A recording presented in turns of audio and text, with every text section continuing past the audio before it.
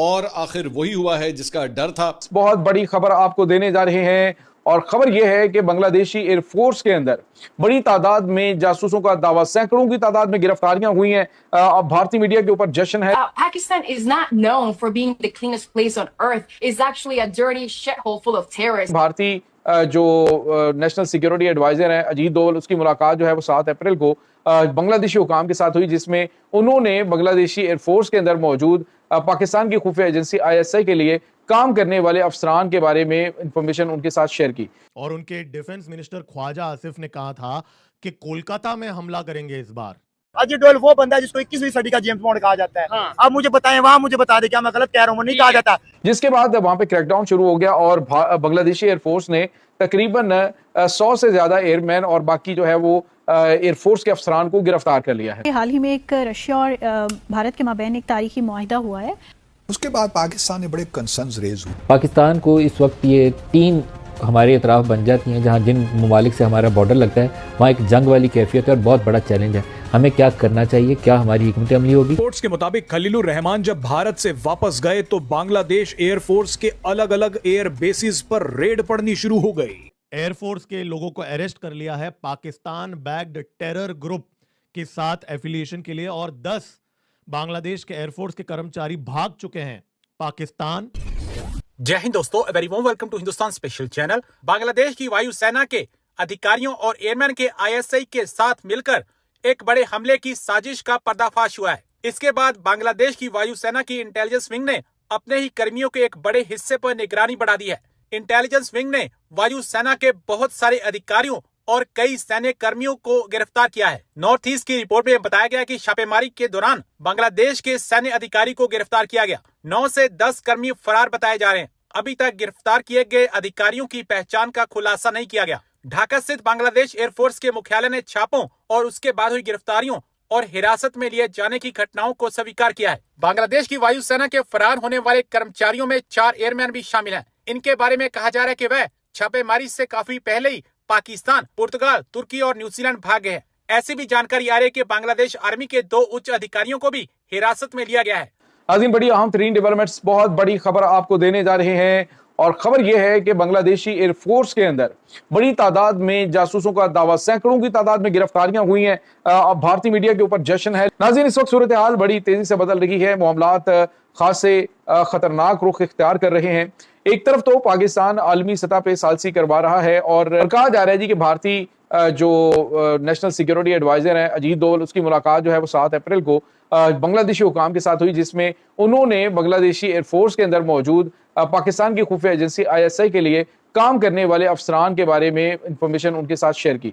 जिसके बाद वहां पे क्रैकडाउन शुरू हो गया और बांग्लादेशी एयरफोर्स ने तकरीबन 100 से ज्यादा एयरमैन और बाकी जो है वो एयरफोर्स के अफसरान को गिरफ्तार कर लिया है, जो कि पाकिस्तान की खुफिया एजेंसी ISI के लिए काम कर रहे थे। पाकिस्तान समेत दुनिया भर की सबसे बड़ी खबर इस वक्त, India and Israel stand united in the fight against terrorism.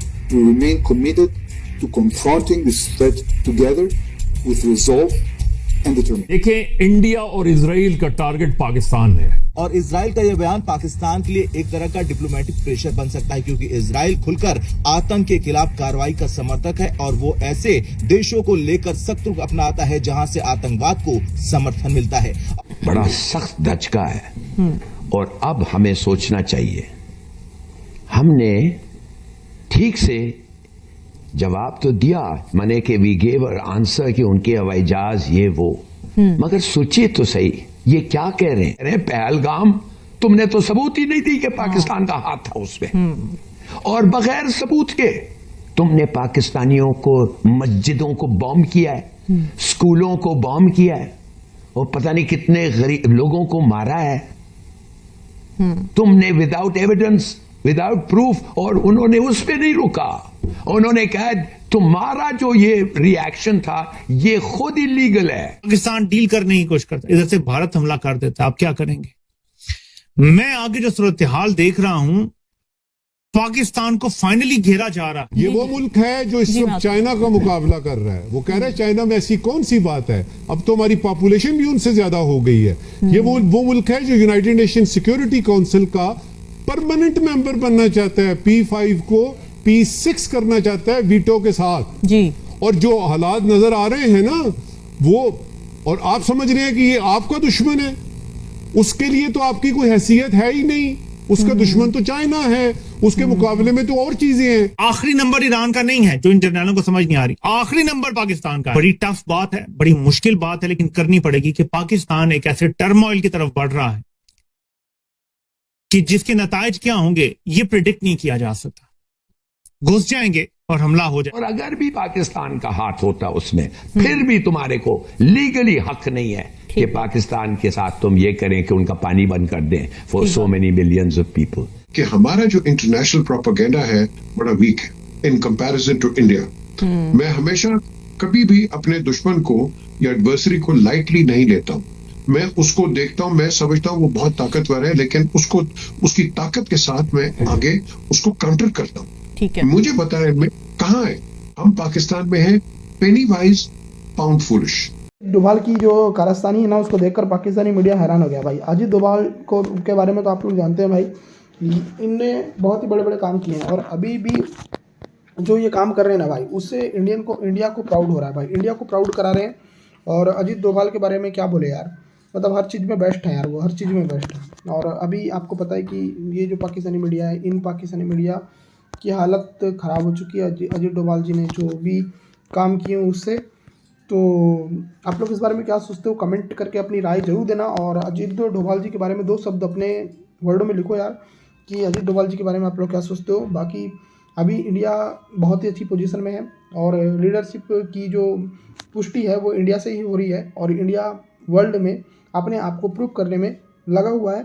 और होप सो हम लोग मेहनती लोग हैं तो हम लोग ये प्रूव करके रहेंगे। बाकी चैनल सब्सक्राइब करके बेल आइकन प्रेस करना। मिलते हैं नेक्स्ट वीडियो में, ध्यान रखो।